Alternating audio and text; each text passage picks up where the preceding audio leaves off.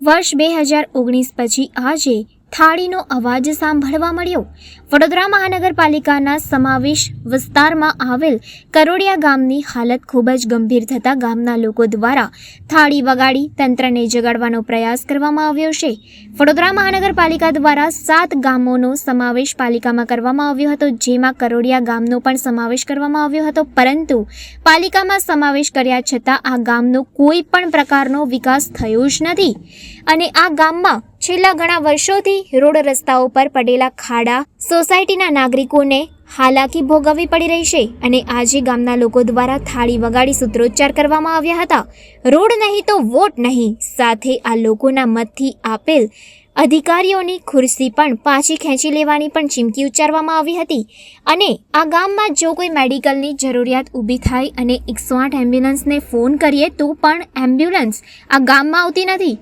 માત્ર તંત્રના અધિકારીઓ મોટી મોટી વાતો જ કરે છે। કરોડિયા ગામના લોકો આજે ભેગા થઈ મીડિયા સમક્ષ પોતાની સમસ્યાનો આક્રોશ વ્યક્ત કર્યો હતો અને થાળી ચમચીના અવાજથી તંત્રને જગાડવાનો પ્રયાસ કરવામાં આવ્યો હતો। સાથે આવનાર ઇલેક્શનમાં કોઈ પણ અધિકારીઓ અને નેતાઓને ગામમાં પ્રવેશ કરવા દેવામાં આવશે નહીં તેવી પણ ચીમકી ઉચ્ચારી હતી અને જો કોઈ નેતા આ ગામમાં આવશે તો ગામની મહિલાઓ દ્વારા તેઓને દંડાથી હાકલપટ્ટી કરવામાં આવશે તેવી ચીમકી પણ ઉચ્ચારવામાં આવી હતી। વડોદરા મહાનગરપાલિકાના ઇલેક્શન વોર્ડ નંબર 8ની અંદર આવેલું આ કરોડિયા ગામ છે। આ કરોડિયા ગામની આજુબાજુ કરોડિયા ગામની અંદર તમે જુઓ તો મિલન પાર્ક, જલાનંદ, જલારામ, જલધારા, મારુતિનંદન, આજુબાજુની તમામ સોસાયટીઓને જોડતો આ એક મુખ્ય રોડ છે। છેલ્લા 7 વર્ષથી વડોદરા મહાનગરપાલિકામાં આ ગામનો સમાવેશ થયો। મોટી મોટી વાતો કરી, સ્માર્ટ સિટીની વાતો કરી, 7 ગામોને સ્માર્ટ ગામો બનાવવાની અંદર વાતો કરી દીધી, પણ આજે પણ તમે જુઓ સુવિધાના નામે મીંડું છે। આજે ગ્રામજનોને ઘરની અંદર આવવું હોય તો મેઇન રોડથી આવી શકાય એવી કોઈ પરિસ્થિતિ નથી। કોઈ માતા બહેનને અહીંયાથી નીકળવું હોય, પોતાના દીકરાને લઈ જઈ ટ્યુશનમાં જવું હોય તો ટ્યુશનમાં પણ કે સ્કૂલમાં પણ ના લઈ જઈ શકાય એટલી ખરાબ પરિસ્થિતિ છે।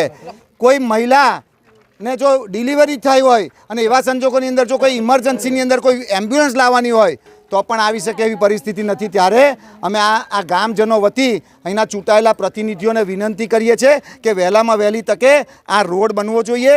જો રોડ નહીં બને તો આગામી દિવસોની અંદર આ જ જનતા, આ જ માતા બહેનો કમિશનર ઓફિસ જઈ અને તાળું પણ મારશે।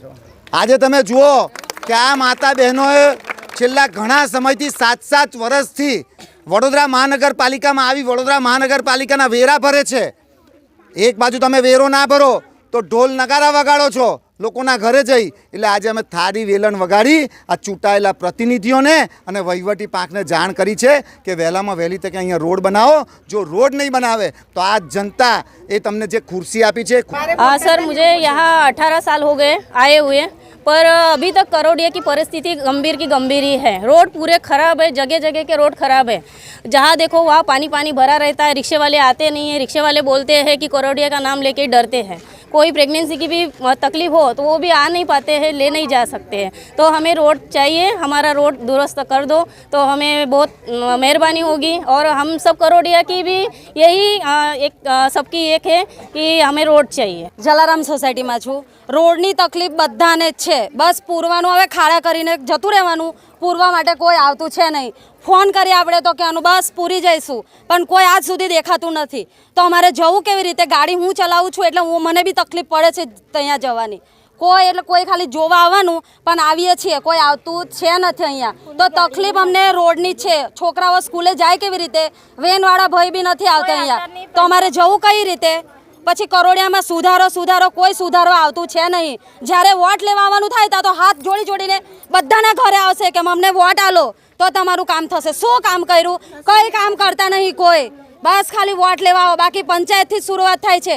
જોવું તમે આવતા કે કેટલા ખાડા કરેલા છે, પણ કોઈ પૂરવા માટે આવતું નથી। અને કેટલા દિવસથી વરસાદ બંધ છે પણ કોઈ જોવા માટે આવતું નથી। તકલીફ અમને રોડની વધારે છે તો રોડ જ સરખો કરવાનો, બાકી તો કોઈ વોટ લેવા માટે સોસાયટીમાં દેખાવું જોઈએ નહીં તો આ વખતે સોસાયટીની બહાર બધા જ અમે લેડીઝ થઈને કાઢી મૂકીશું।